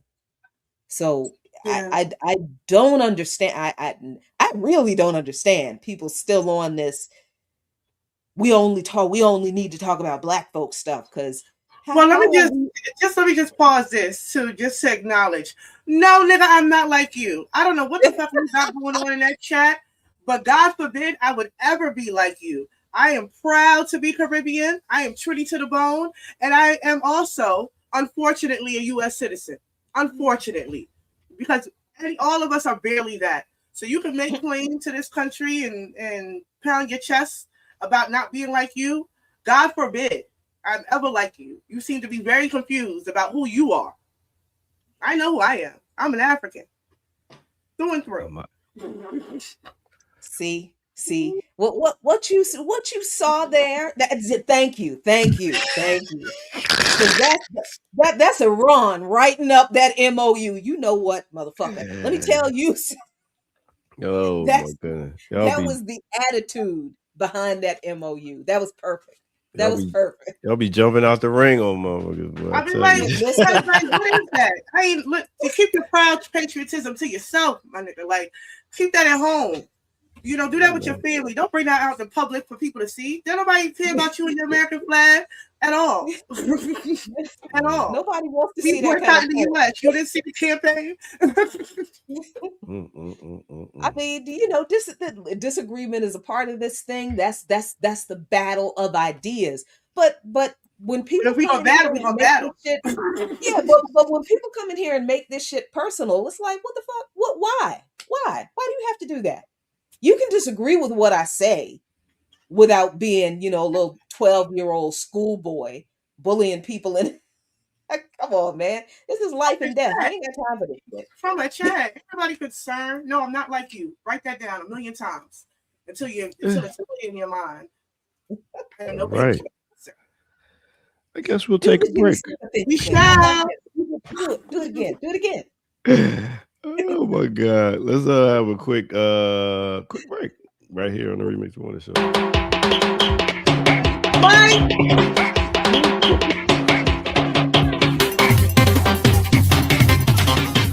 Trinity to the bone. She said I'm Trinity to the bone. I was looking for that song. But anyway. Yo, welcome out to the Remix Morning Show. Thank y'all for tuning in, hitting that like button and subscribing. We got a bunch of dope shows here on Black Liberation Media. One of them, if you haven't seen it, is Dare to Struggle, Dare to Win, where they talk to a student at Spelman and find out what's really going on over there at Spelman. Let's see what they have to talk about. So I'm curious, what have you seen or noticed about the response since you've written it, and then did the president or anybody in upper administration connect with you or respond to it in any way so far? Well, in terms of the faculty, like I know like most of the faculty, at least on Spelman's campus, have read it, but I've been really surprised to hear about how just faculty, like academics, scholars in general, like from different places have read it. Like there was plenty of times where folks were like, oh, somebody told me from at UC Berkeley that they read it. I was just like super surprised. But in terms of like the response from faculty and students that I've received directly, it's mostly been positive. And so that was really surprising to me. Because when it started to get so much traction, I was starting to be anxious because I know like how Spelman's place and like the larger cultural zeitgeist, but particularly like in Black communities, how important Spelman is. And so I was concerned particularly about any backlash from alumni. But in terms of administration, I haven't heard anything from them. So I'll assume, like, I'm not sure if that's like a good or a bad thing. So time will tell. All right, go check out Dare to Win, Dare to Struggle, and see what the young sister's talking about Spelman. and other things are going on. All right, let's get back to it right here on the Remix Morning Show.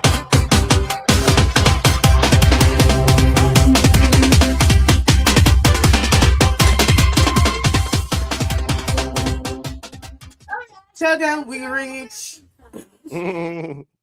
I love when I hear Caribbean people say, we reach, not I got here. Like when you get here from the airplane, we reach. Oh, that's cute. We reach. Soon come and reach. Right? Soon come. No doubt. So yeah, I have half Caribbean kids. Okay. Oh no. Hey man, listen, we a whole melting pot. I mean, that's the dope thing. I think I'm gonna stay out of this one. I think I am. Mm-hmm. Why are you gonna stay out of it? Oh, you ain't got no. You all black South. You ain't got no mixture going on in your family. You ain't married to nobody else. Okay.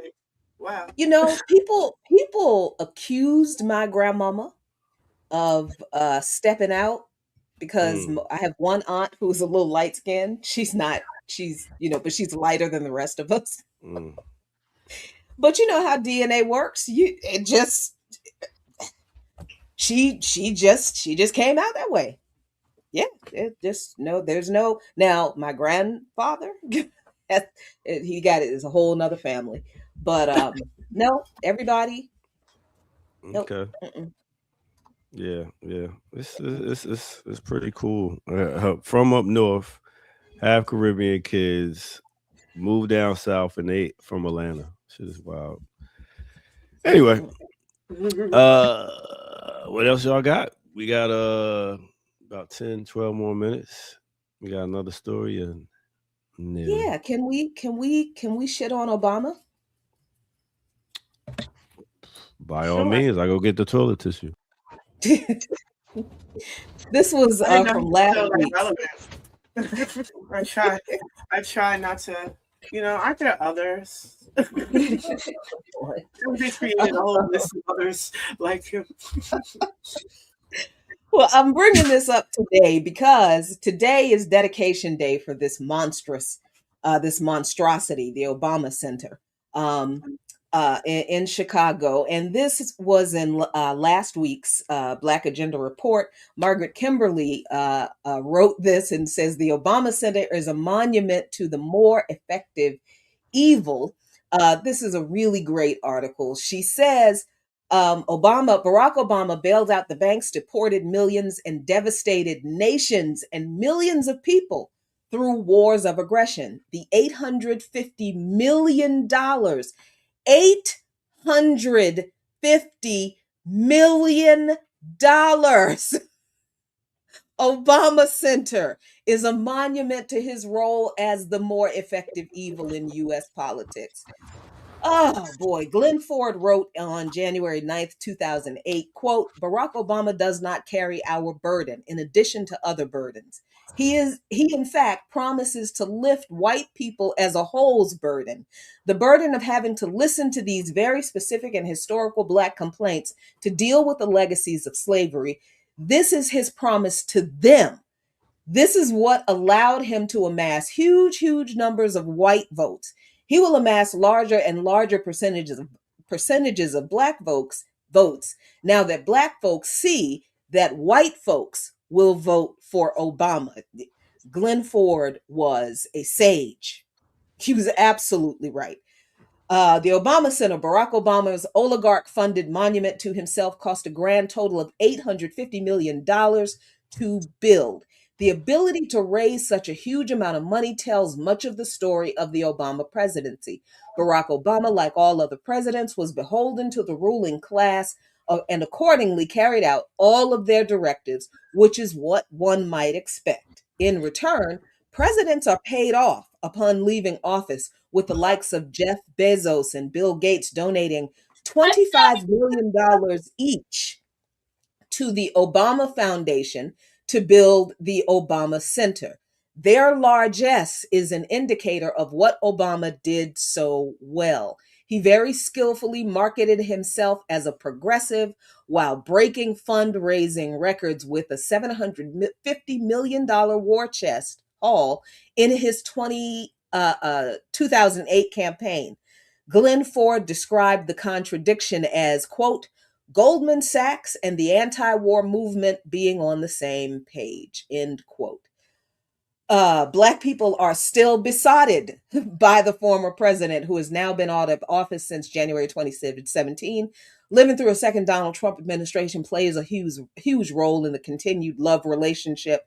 The often ecstatic feelings about Obama's presence were crushed when the man who carried out the birther campaign questioned his U.S. citizenship, succeeded him, and even returned after being impeached, convicted of a felony, and found liable in a civil case alleging sexual assaults. Then she goes down in a later paragraph and says, but if one looks at Obama, we see much that is the same as Trump. Obama was the deporter in chief, setting a record with deportations exceeding all of his predecessors. He carried out a bloody regime change against Libya, killing its president and thousands of people and displacing millions more. He began another such plan against Syria. He presided over a U.S.-led coup against Ukraine. And led the effort to undo a United Nations-approved Minsk agreement peace process, and in so doing, led Joe Biden to instigate a now 4-year-long war. Margaret does a masterful job at reminding us of why you should hate Barack Obama and why you should not be celebrating this man building this $850 million monstrosity in what was a working class Black neighborhood in Chicago that now, and even through the building of this monstrosity, have been pushed out of the neighborhood, because now, of course, this is ushering in gentrification. So, yeah. Fuck Obama forever. But again, that's what I was speaking to about New York City. There's a particular class that they want to be the face of these cities. So there's a liberal bourgeois dynamic that's happening. But we always have to consistently ask. And these things are happening in working class communities as well, right? That they're pushing out working class communities to expand a sort of class dynamic and make that the city. And so we're seeing that from New York to Atlanta and then right here in Chicago. And so there's ways these institutions, whether it's a sporting stadium or these presidential stadiums, displace, shake up. And so I think that does speak to the question of development, quote unquote, as this process of underdevelopment, because we see that language being pushed around from city to city. We're coming to invest in development. And what happens is we get pushed around, we don't get to enjoy any of that development. The prices go up, or even when they do affordable housing, you still have to have a particular kind of income to even be able to get affordable housing, right? Because they never talk about lower income housing. The language around these things matter. And so I think this is just another clear case of it. But to the point of cultural influence, there's a way that this will be ignored because it's Obama. It's similar to how the Target strike will be ignored because, this is Jay-Z, or that we will ignore the contradictions because we love Madami. There's a way that people get kind of singled out as these special people that we can never criticize. And so because we can't ever criticize them, we don't really get to the heart and the meat of what they are doing and what they're complicit in. And I just sent you something, Jackie, via text, because lo and behold, when I said, well, haven't they crafted more Obama since Obama? Yes, they did, and his name is Wes Moore. And Wes Moore pops up on this special list. Peter Thiel has a secret society. You're muted, Jackie. Jackie, you're muted. Yeah, still Can muted. you hear me? All right. There we go. Okay. And then look, I got two hands. I was like, wait, can she hear me? Is it me? I'm not a full witch yet. Give me time. Let me see. Okay, here we go. Got it. Yeah, so Westmore is on that secret society list. Mm. How come he always looks like he's melting? Oh, I was looking at Westmore, him too. But yeah, Peter. No. Yeah. Well, don't trust them if they shave all the hair off their face.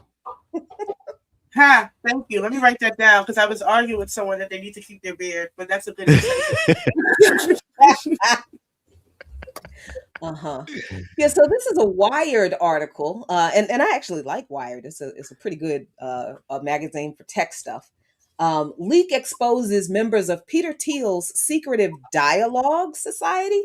More than 200 of the world's elites, registered for a retreat whose agenda runs from panels on cult building,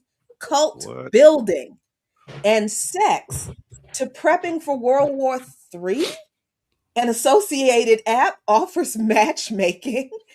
Ooh. A trove of internal records from a secret society for powerful figures in U.S. politics, finance, and tech was left exposed online, Wired has confirmed, naming participants in its events and revealing sensitive personal details they were assured would stay private.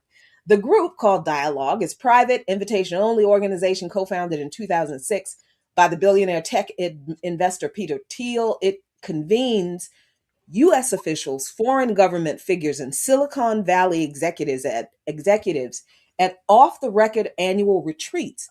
Dialogue has spent 2 decades declining to disclose its members. So Swiss hacktivist Maya Arsen Krimu, who's known for exposing the U.S.'s no-fly list and breaching the security camera company Verkada, she founded Wired verified its contents. And let's see who's on here. Let's go find. Let's see. Where? Fine. But just quickly, let's see, we have like 3 minutes left. I just want to tie this up because Westmore, as we know, there's an expansion of pushes to have data centers here, there, everywhere across Maryland and in Baltimore. So Westmore comes from that tech industry. If folks ever read that Godforsaken book, not the other Westmore, where we're not really sure where he comes from, a lot of his time has been spent in New York City with his company, which is a tech company that also has ties with Peter Thiel. I think some funding. But here's the thing. Right now, currently, there is a man being pushed. He was, I think you and Sheeta talked about him. He was a former delegate. He now is a lobbyist. Yeah. He's being pushed. He's also got, about $1 million from AIPAC for his campaign. He's an African man, a Ghanaian. Here and he's being pushed for Congress. Those ads, I tell you, 20 times a day. He is also part of that tech industry. So there is a capitulation happening here within Maryland where they are trying to, and we see that in Baltimore. We got to also watch that Brandon Scott because they have been using AI to deal with the housing crisis. Right, and so they've been using not only AI, blockchain, to be able to track all the issues with housing. And so they're the ways that they are capitulating wholesale and not making they're not really hiding it either. They're not really hiding it. But I just want to name, here we are with 3 Black people in politics here in Maryland that are pushing this hard. And we've all had the conversations about what data centers do and don't do.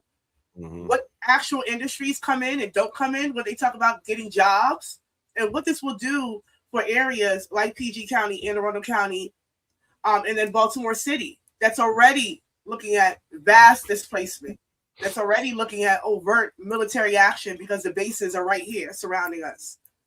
Yeah, we're going to be forced to drink bottled water and wash with it in a minute. All these data centers keep popping up. All right, so the name of that matchmaking app, Polydix, what is it?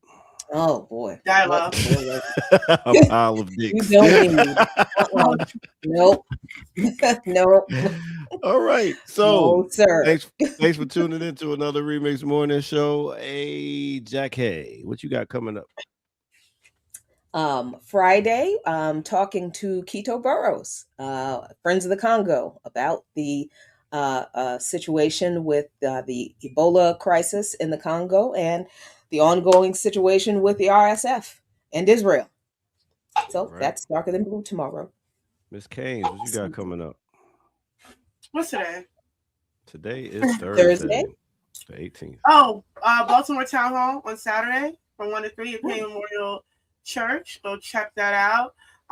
Tomorrow, I know it's Juneteenth, but it's also the Brazil-Haiti game. So if you are at these watch parties, go to peoplecenteredhumanrights.com, print out some of our materials, some of our fact sheets, and go in and enjoy the game, but talk to folks about what the contradictions are, that Haiti had to change their whole uniform. Yeah. Some Haitians can't even come in. They stuck it in Miami. Their visas got approved, and now they can't get in.